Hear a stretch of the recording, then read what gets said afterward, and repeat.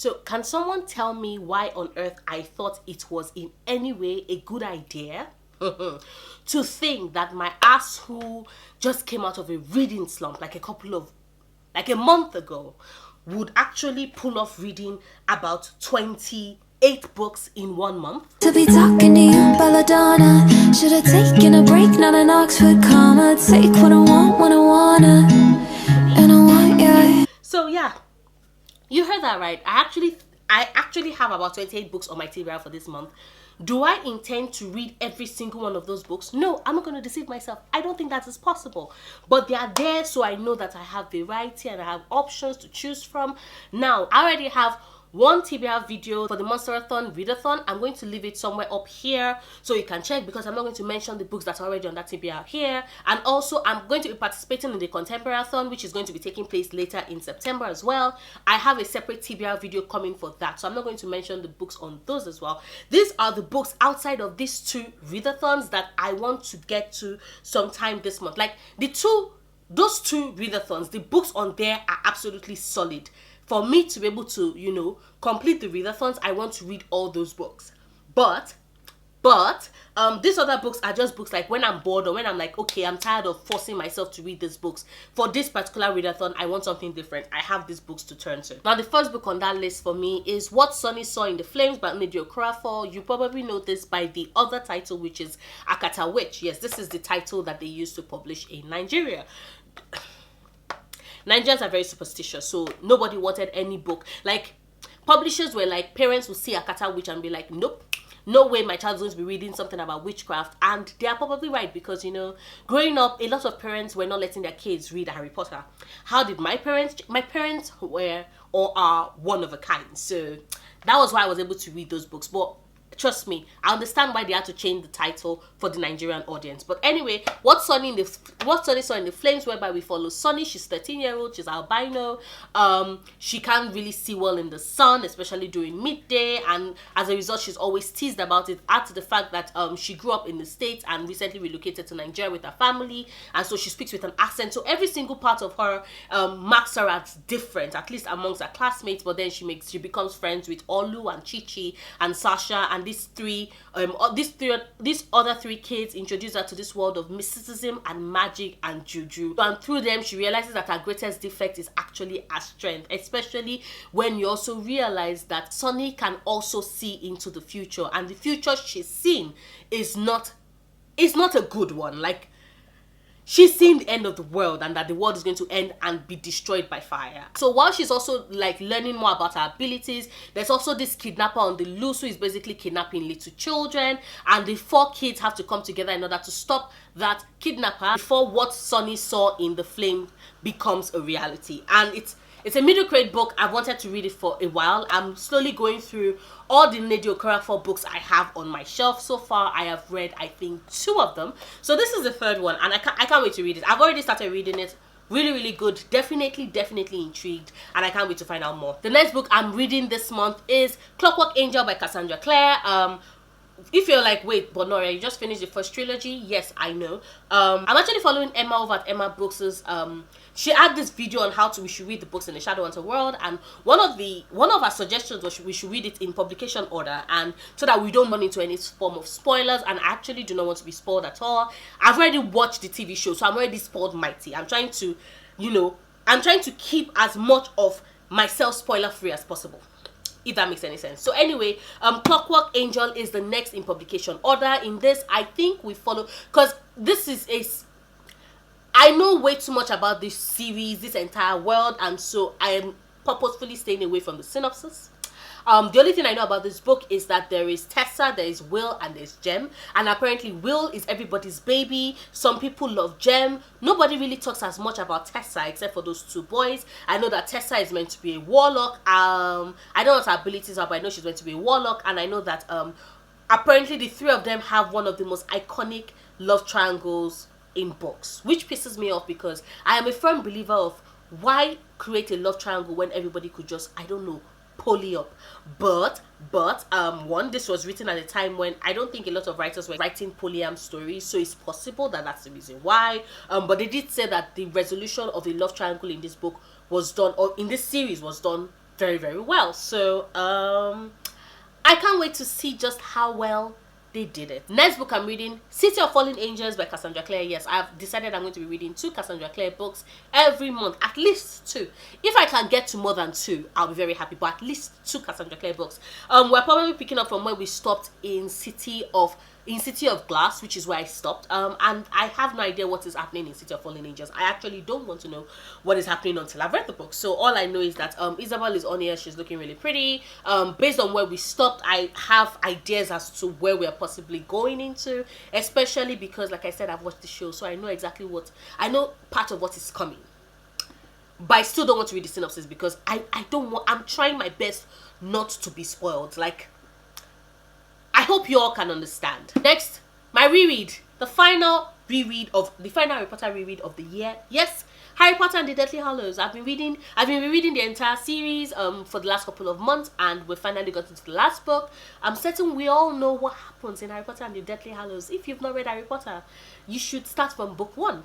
But we know that this is the finale. I am quite ready. I'm ready. I am preparing to start bawling my eyes out from the very beginning, because we all know that the deaths start from the very beginning and just like keeps going. So I'm preparing the tissues. I'm preparing to cry.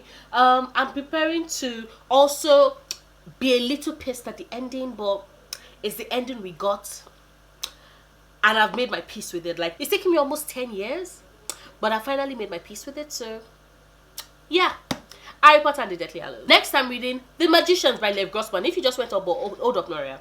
This book has been on your TBR for yes, it has been on my TBR for like forever, but this is finally going to be the month when I read it.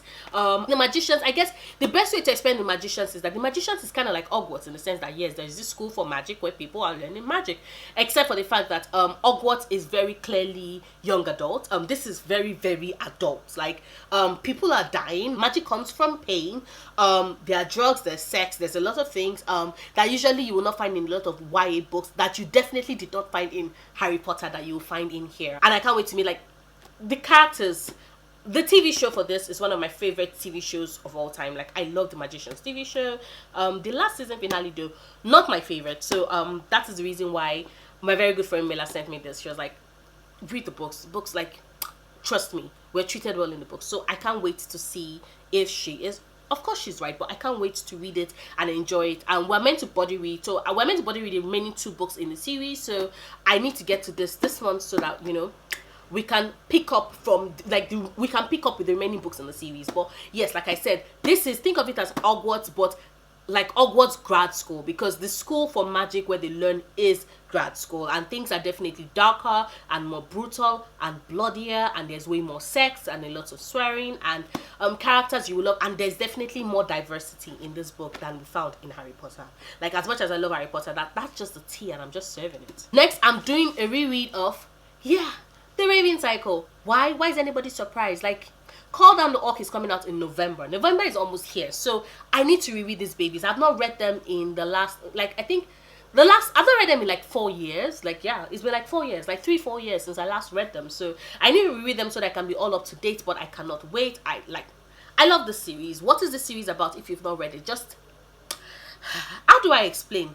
It's a character-driven story all about a girl, Blue, who is told that she'll be the one to kill her true love, and she didn't really believe it until, you know, she starts to fall in love with a boy. She starts to fall in love with a boy from Angloby, which is this private school, and he comes with friends, and this boy, this Ganzi is all about finding this mythical Welsh king and finding ley lines and finding magic amidst the ordinary, and there's really no way for me to actually really describe the series, except for the fact that it is very character driven.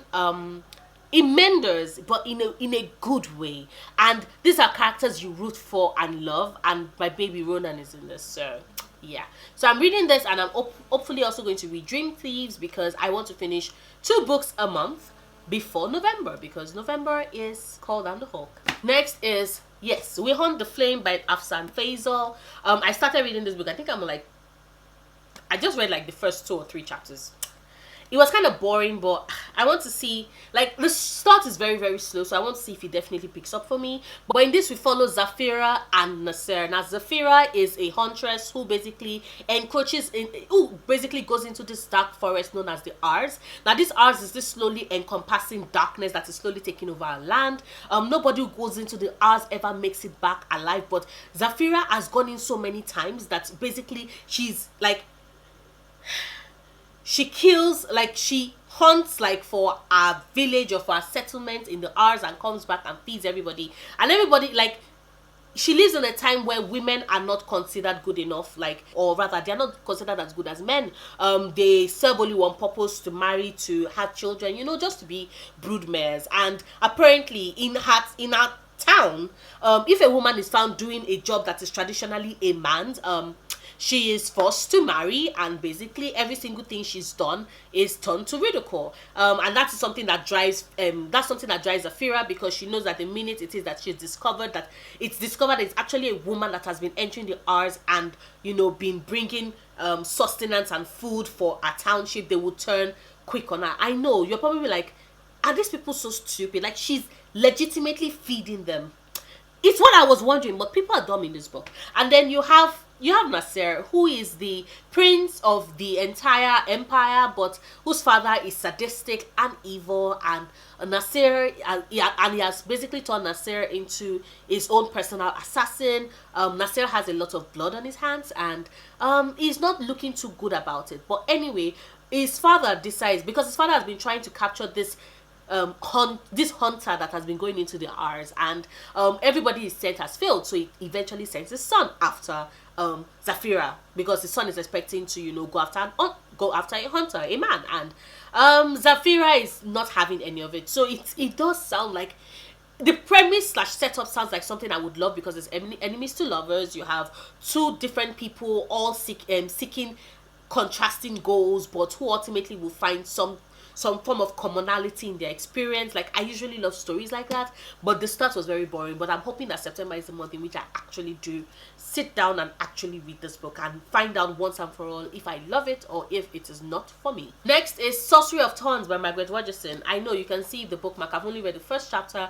I thought I was going to be able to read it for the newt. I ended up not being able to read it for the newt. But like, this book, like, if you saw my anticipated reads of 2019 video, you know that this book was on that list. In here, we follow Elizabeth, who is a librarian, and apparently in this library, the librarians are kind of like wardens, because the books that they guard are very dark grimoires that have scary, terrifying powers. And when one of the grimoires in the library goes missing, Elizabeth is set up to take the fall, and so she has to band up with a sorcerer in order to clear her name. The only problem is that Elizabeth believes that all sorcerers are evil, and Nathaniel is just like, apparently Nathaniel is amazing, and I cannot wait to meet him, because, well, I'm just in the first chapter and I've not met him yet. But it was written by Margaret Rogerson, who wrote An Enchantment of Ravens, which is a book I read and I really, really loved. A fairy story that is short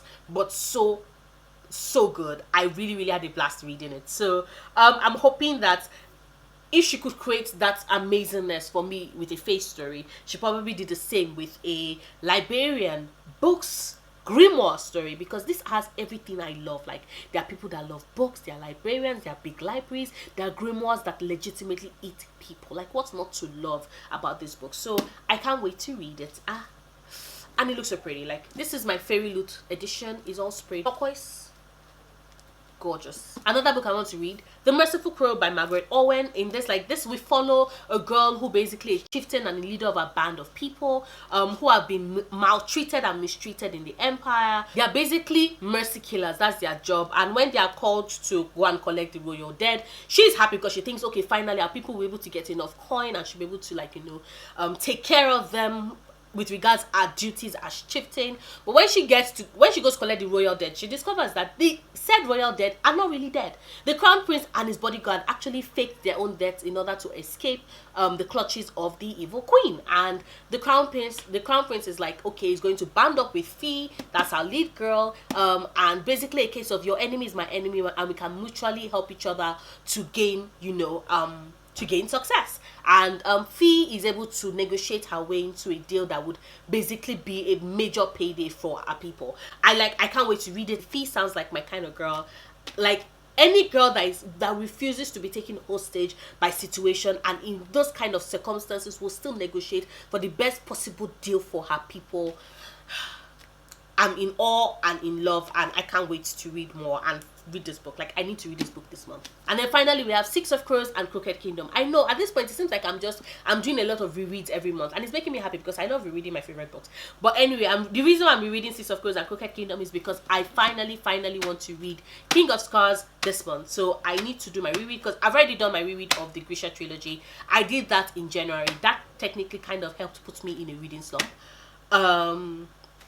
So yeah, I know, crazy, but yeah, I want to finish my reread so I can get on King of Scars and finally read this book that has been on my shelf since January, and I never got the chance to read it. So yeah, those are the books I am reading in September, the books that are separate from the books I am reading for the different readathons I am participating in, of course. Let me know how your September is looking. Are you attempting to do something crazy like me? Are you attempting to read 28 books? Because I don't think anybody else is, especially because these books are big, or at least most of them are big. So let me know what your September reading month is looking like. That is my TBR. If you like this video, please do not forget to give it a big thumbs up. Check out my other videos. Subscribe if you want to. I make new videos every Sundays, Wednesdays, and Fridays, and I'll see you soon. Until then, stay passionate, love books, love yourself. Bye.